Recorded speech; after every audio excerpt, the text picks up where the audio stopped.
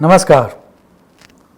विवाह या शादी के लिए मंगल दोष को सबसे ज़्यादा प्राधान्य दिया गया है और जिसकी कुंडली में यह मंगल दोष हो उसको मांगलिक कहा जाता है। अब इस मंगल दोष के लिए बहुत सारी मिसअंडरस्टैंडिंग या आप कह सकते हो गलत समझ समाज में भी है और बहुत सारे सो कॉल्ड एस्ट्रोलॉजर्स के अंदर भी है। आज का वीडियो मांगलिक दोष कैसे होता है और उसका परिहार कैसे होता है उसके बारे में है। सबसे पहले हम ये समझेंगे कि मांगलिक दोष कैसे होता है और उसके लिए मुहूर्त दर्पण नाम के ग्रंथ में यह श्लोक दिया गया है। लग्ने व्यये पाताले जामित्रे च अष्टमे कुजे कन्या भर्तुर्विनाशाय भर्ता कन्या विनाशकः। अर्थात जन्म लग्न या जन्म कुंडली में लग्न दैट मीन्स प्रथम स्थान में, चतुर्थ स्थान में, सप्त स्थान में, अष्टम स्थान में या द्वादश दैट मीन्स 12th हाउस में अगर मंगल हो तो उसको मंगल दोष कहा जाता है। अब अगर व्यक्ति जिसके अंदर ये मंगल दोष हो रहा है, अगर वह व्यक्ति युवक है तो जिसकी शादी हो रही है वह वधू को वह कष्टकारी होगा और अगर वह व्यक्ति स्त्री है तो उस स्त्री की शादी जिसके साथ हो रही है उस युवक के लिए वह कष्टकारी परिणाम देंगे, ऐसा कहा गया है।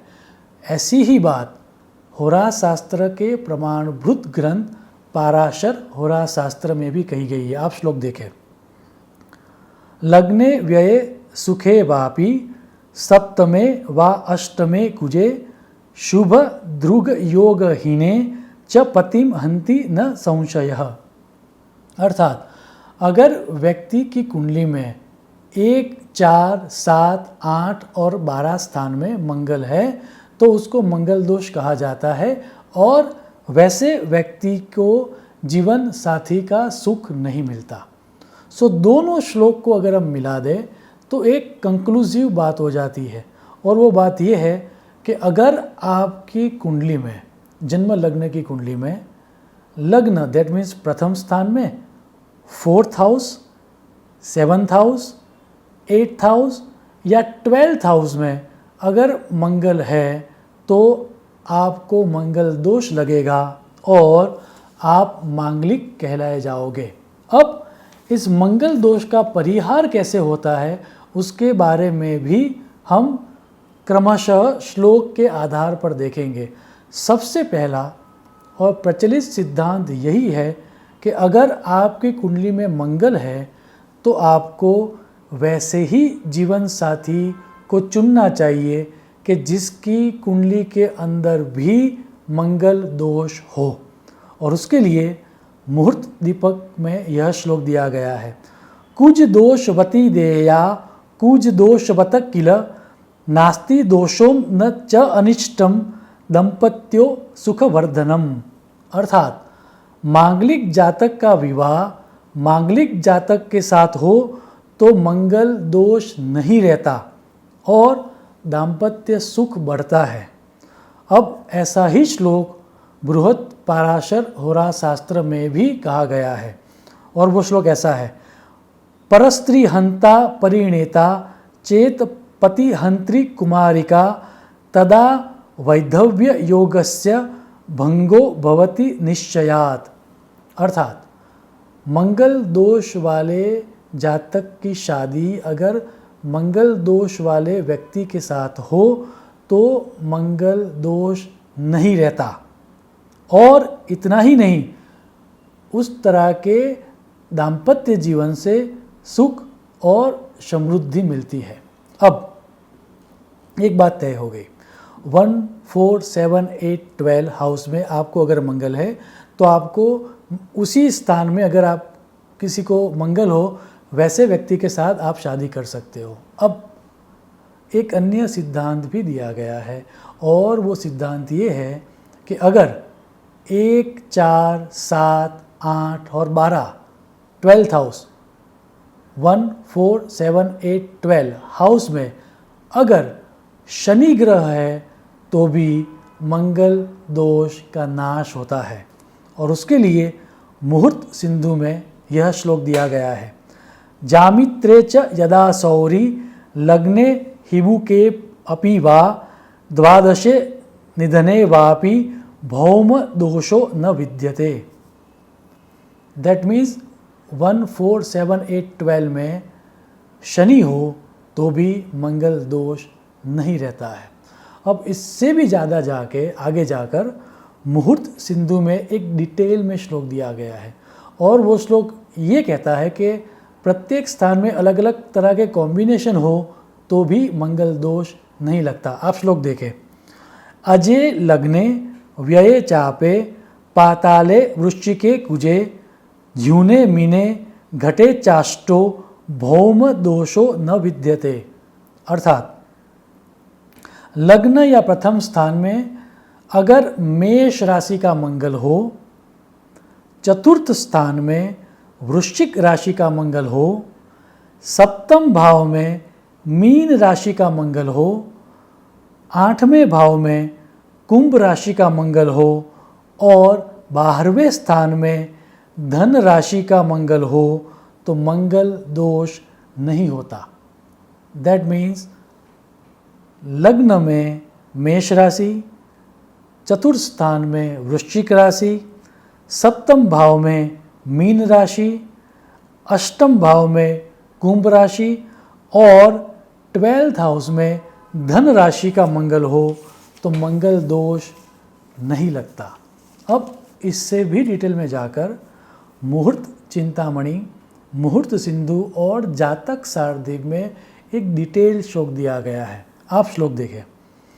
सबले गुरो भृगो वा लग्ने द्युनगे अपि वा अथवा भौमे वक्रिणी निर्वारिम गृहस्थे वा अर्कस्थेपि वान कुज दोषाः।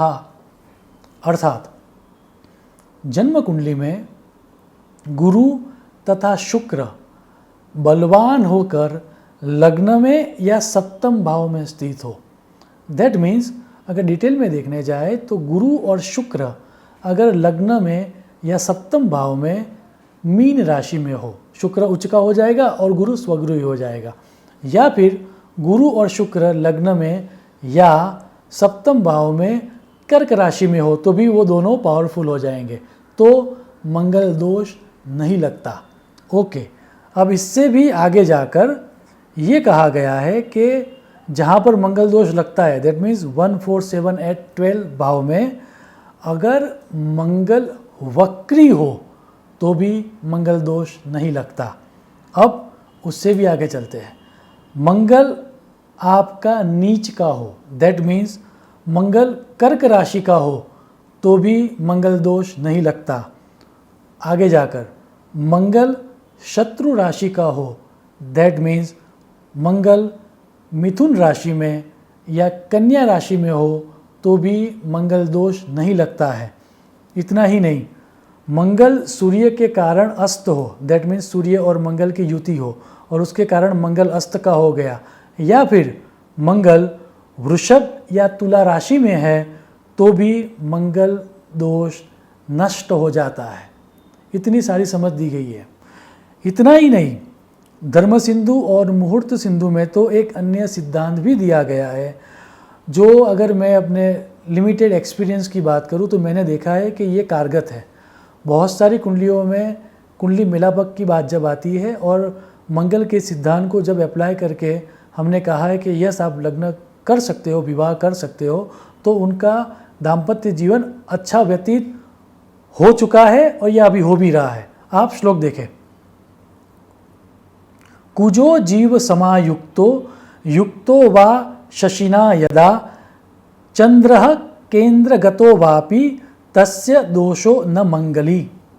अर्थात जन्म कुंडली में मंगल गुरु के साथ हो या फिर चंद्रमा के साथ हो तो भी मंगल दोष नहीं लगता। इतना ही नहीं, मंगल दोष हो लेकिन अगर चंद्रमा केंद्र में हो, दैट मीन्स केंद्र मतलब क्या हुआ, लग्न, दैट मीन्स प्रथम स्थान, 4th, 7th या 10th हाउस में हो, उसको केंद्र के स्थान कहते हैं। दैट मीन्स आपकी कुंडली में मंगल तो है ही, लेकिन आपका जो चंद्र है वह चंद्र 1, 4, 7 और 10 हाउस में से किसी एक स्थान में है तो भी मंगल दोष नहीं लगता। अब जैसा कि हम सबको पता है कि जब हम कुंडली का मिलापक करते हैं तो हम दो चीज़ें देखते हैं। मंगल दोष को तो हम देखते ही देखते हैं, लेकिन हम गुणांक को भी देखते हैं। हम अष्ट गुण कोष्टक जो आता है उसको भी देखते हैं। तो उसके आधार पर भी एक मुहूर्त तत्वम और मुहूर्त दीपक में एक श्लोक दिया गया है। आप श्लोक देखें।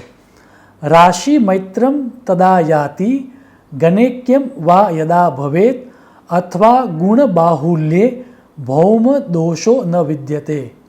अर्थात यदि युवक और युवती की जन्म कुंडली में परस्पर राशि मैत्री हो तथा गण दोष न हो और गुणांक 27 से ज़्यादा मिलते हो तो भी मंगल दोष का विचार नहीं करना चाहिए।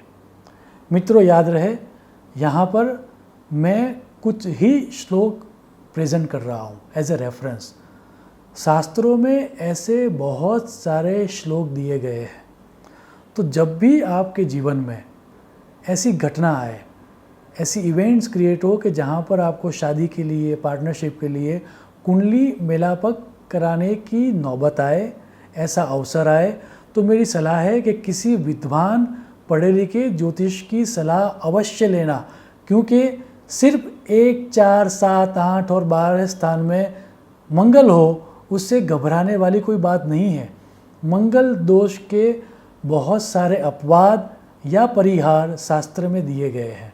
एक अन्य दो बातों को भी मैं यहाँ पर एड्रेस करना चाहूँगा, मैं मेरी वाणी को विराम दूँ उससे पूर्व।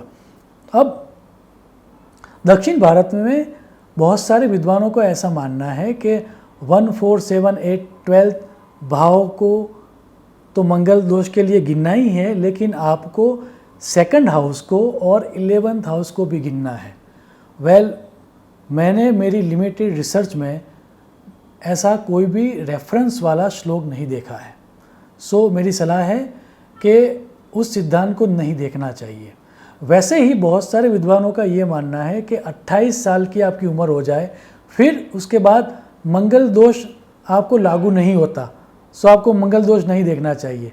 ये सिद्धांत भी सिर्फ लोगों के मुख से सुना है, उसके कोई रेफरेंस मैंने आज तक नहीं देखे। सो मेरी सलाह है कि मंगल दोष के निर्धारण के लिए आपको शास्त्रों में जो दर्शाया गया है वही सिद्धांत देखना चाहिए। दैट मीन्स 1, 4, 7, 8 या 12th भाव में अगर मंगल है तो आपको मंगल दोष है और आप मांगलिक हो। लेकिन आप मांगलिक हो तो डरने की कोई आवश्यकता नहीं है, क्योंकि मंगल दोष के बहुत सारे अपवाद या परिहार शास्त्र में दर्शाए गए हैं। मुझे आशा है कि मंगल दोष विषयक यह चर्चा या विचारणा से मंगल की जो परिस्थिति आपके कुंडली के अंदर है उसके बारे में आप विस्तार से जान पाओगे और यह मंगल का ज्ञान आपके जीवन में मंगलमय परिणाम लेकर आएंगे। ऐसी ही प्रार्थना के साथ मैं मेरी वाणी को विराम दूंगा। शुभम भवतु। प्रणाम।